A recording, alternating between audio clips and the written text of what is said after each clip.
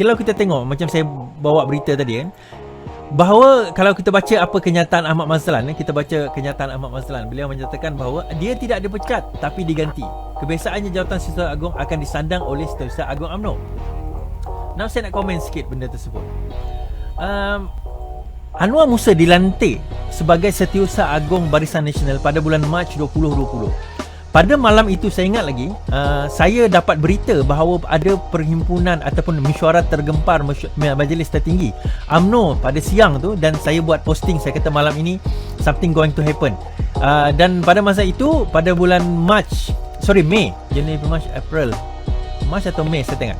Dalam tarikh itu, Ahmad Mazlan tiba-tiba diganti menjadi Setiausaha Agung UMNO menggantikan Anwar Musa. Ura-ura dan saya nyatakan juga antara sebab kenapa Anwar Musa dilantik dipecat menjadi Setiausaha Agung UMNO pada waktu itu sebenarnya adalah kerana beliau telah menerima jawatan di dalam Perikatan Nasional, di dalam kabinet Muhyiddin Yassin, iaitu menjadi Menteri Wilayah.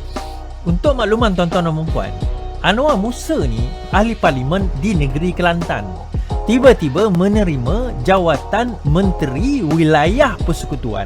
So macam satu benda yang orang kata apa, tak berada di tempatnya lah.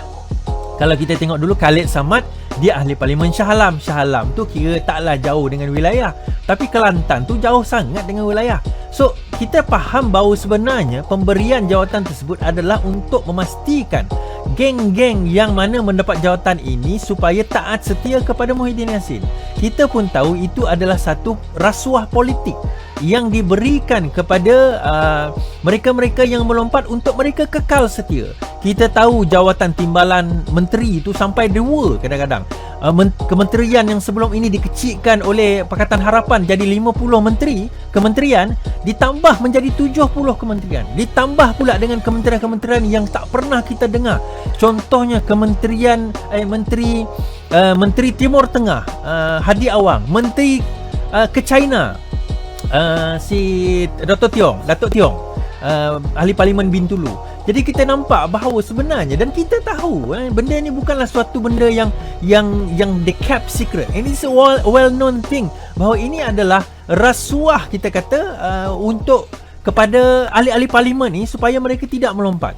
Dan penerimaan tersebut menyebabkan ada di antara mereka mula hilang arah, hilang punca, dan nada mereka bercakap itu mula bercakap seolah-olah mereka adalah wakil Bersatu walaupun mereka daripada UMNO, dan tidak melompat pun ke dalam Bersatu. Dan kita dapat lihat bagaimana Anwar Musa ini dicop sebagai wakil Bersatu. Jadi kalau kita kata ini merupakan, kita pun faham ini adalah politik Ahmad Mazlan bila dia kata dia tidak dipecat. Ahmad Mazlan kata perkara ini mungkin menjadi sebab Anwar digugur daripada jawatan Setiausaha BN. Menurut Setiausaha Agung, dia kata dia diganti sebab dia kata selalunya yang jadi Setiausaha Agung BN ni adalah Setiausaha Agung UMNO. Jadi persoalannya, kenapa dia dilantik pada bulan Mac yang lepas jadi Setiausaha Agung Barisan Nasional kalau dia akan digantikan pada masa ini?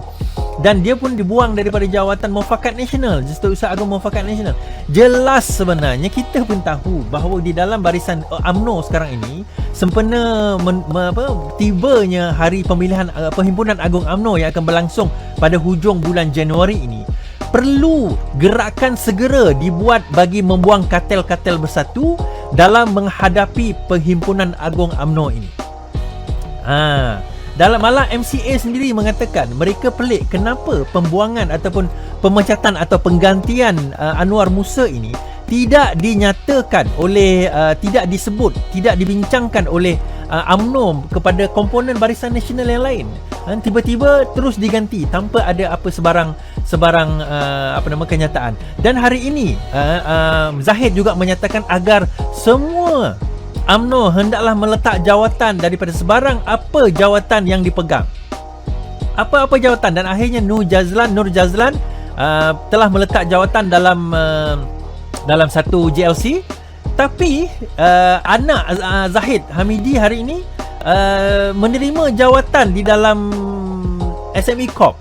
Jadi dia kata, saya tidak menggunakan nama bapa saya hantar resume terus kepada menteri.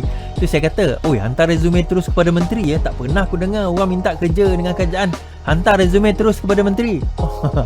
nampak sangatlah bahawa sebenarnya itulah dia, kita kata nepotisme yang kita maksudkan kan, apabila menggunakan jawatan kedudukan ayah dia untuk nak naik ke atas. Itu pun kita sedar dan kita tahu benda itulah yang berlaku dalam hakikat yang ada sekarang ini.